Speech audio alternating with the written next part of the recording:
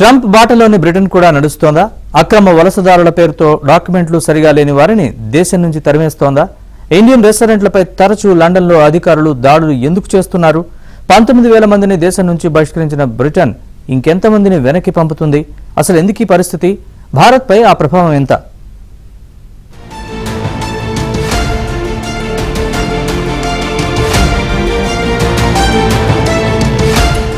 Britain లో కూడా పరిస్థితులు మారిపోయాయి. అక్కడే ఇలాంటి రెస్టారెంట్లు, బార్లు, స్టోర్లలో పనిచేస్తున్నారు. బంగ్లాదేశ్, నేపాల్, పాకిస్తాన్ వాసులు కూడా రెస్టారెంట్లలో పనిచేస్తున్నారు. ఇండియన్ రెస్టారెంట్లని పేరు పెట్టి ఎక్కువగా బంగ్లాదేశీలే వాటిని నిర్వహిస్తున్నారు. అందుకే ఇండియన్ రెస్టారెంట్లే లక్ష్యంగా దాడులు చేస్తున్నారు. బ్రిటన్ ఆ రోజు బ్రెగ్జిట్ ఎందుకు తీసుకుందంటే యూరోపియన్ యూనియన్ నుంచి బయటకు వెళ్ళిపోయింది. Britain exit from European union ఎందుకు జరిగిందంటే, ఆ యూరోపియన్ యూనియన్ లో ఉంటే వీసాలు అవసరం లేకుండానే యూరోపియన్ యూనియన్ లోని చాలా దేశాల వాళ్ళు, పోలాండ్ లాంటి దేశాల వాళ్ళు మా దేశంలోకి వచ్చి పడుతున్నారు. లక్షలాది మంది వస్తున్నారు. వాళ్ళ వల్ల మా దేశ స్వదేశీ పౌరులకు ఉద్యోగాలు లేకుండా పోతున్నాయనే దాని మీద విదేశస్తులు ఇక రాకుండా ఉండాలంటే, ఈ వీసా లేకుండా వచ్చే పద్ధతి పోవాలంటే యూరోపియన్ యూనియన్ నుంచి మనం తప్పుకుంటే గనక ఒక సెపరేట్ ఎంటిటీగా ఉంటేనే వీసా స్టాంపింగ్ ఇవన్నీ చేయగలం. లేకపోతే వీసా లేకుండానే పోలాండ్ లాంటి దేశాలు, వెనకబడి పెద్ద దేశాల నుంచి వచ్చి జనం పడితే ఇక్కడ మన ఉద్యోగాలు పోతాయనే దాని మీద బ్రెగ్జిట్ జరిగింది.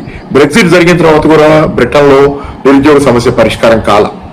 బ్రెగ్జిట్ జరిగింది కానీ బయట దేశాల వాళ్ళు వీసాలు తీసుకొని రావటం కంపల్సరీ అయింది, యూరోపియన్ యూనియన్ వాళ్ళు.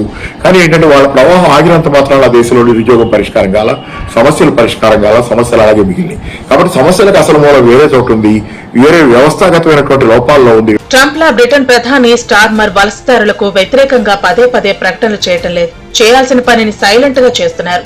మాదక ద్రవ్యాల నేరాలు, దొంగతనాలు, అత్యాచారం, హత్య వంటి నేరాలకు పాల్పడిన వారు సైతం అక్రమ వలసదారుల్లో ఉన్నారు. ఇకపై అక్రమ వలసదారులు రాకుండా సముద్ర గస్తీ పెంచారు. కోస్ట్ గార్డ్ వ్యవస్థను కట్టుదిట్టం చేశారు. ఫ్రాన్స్, బ్రిటన్ మధ్యనున్న ఇంగ్లీష్ ఛానల్ పై నిఘా పెంచారు. ఎవరైనా బోట్ల ద్వారా బ్రిటన్ లోకి ప్రవేశించాలనుకుంటే వారిని అటు నుంచి అటు వెనక్కి పంపిస్తామంటున్నారు అధికారులు.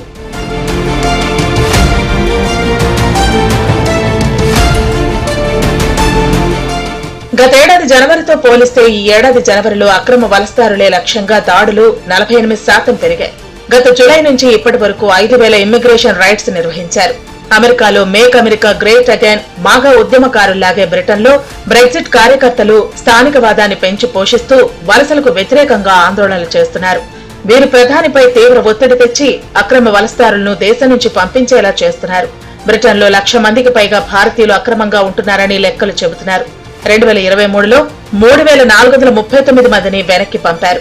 అదే ఏడాది ఇంగ్లీష్ ఛానల్ దాటి చిన్న బోట్లలో 1,000 మందికి పైగా ఇండియన్స్ యూకేలోకి వచ్చారు. 2012లోనే ఇండియన్ రెస్టారెంట్ బిజినెస్ బ్రిటన్ లో 360 కోట్ల పౌండ్లకు చేరింది.